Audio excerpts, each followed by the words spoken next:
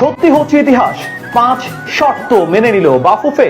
হামজার পর এবার কানাডার সামিত সোম হয়ে গেলেন বাংলাদেশের ইতিহাস গড়ে লাল সবুজের জার্সি পরার গ্রিন সিগন্যাল দিলেন কানাডার জাতীয় দলের হয়ে খেলা এই ফুটবলার। শিগগিরই হচ্ছে অভিষেক, তিনি এলে দক্ষিণ এশিয়ার সবচেয়ে শক্ত মিডফিল্ড হবে টাইগারদের।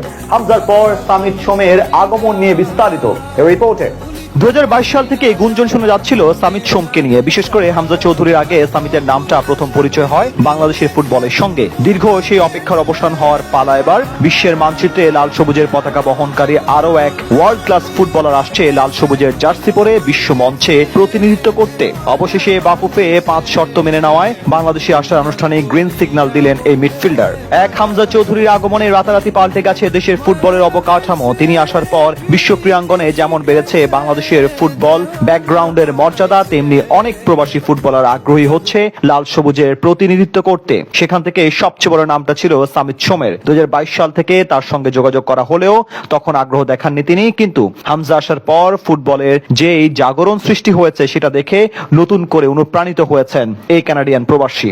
সামিত মূলত একজন মধ্য মাঠের খেলোয়াড়। মিডফিল্ড পজিশনে নিজে দুর্দান্ত স্কিল দেখে ইতিমধ্যেই দেশের ফুটবল ভক্তদের মন জয় করে নিয়েছেন। এর আগে জামাল ভুঁইয়া, তারিক কাজী কিংবা হামজা চৌধুরী আসলেও তাদের মধ্যে কারোরই পূর্বে অন্য কোনো দেশের জাতীয় দলের প্রতিনিধিত্ব করার রেকর্ড ছিল না। কিন্তু এদিক থেকে ভিন্ন সামিত। এরই মাঝে উত্তর আমেরিকার অন্যতম শক্তিশালী দল কানাডার জাতীয় দলের হয়ে 2টো ম্যাচ খেলেছেন তিনি। তবে সে বিলাসবহুলতা রেখে শুধুমাত্র শেকড়ের টানে বঙ্গপাড়ের দেশটিতে ছুটে আসার সিদ্ধান্ত নিয়েছেন এই তারকা।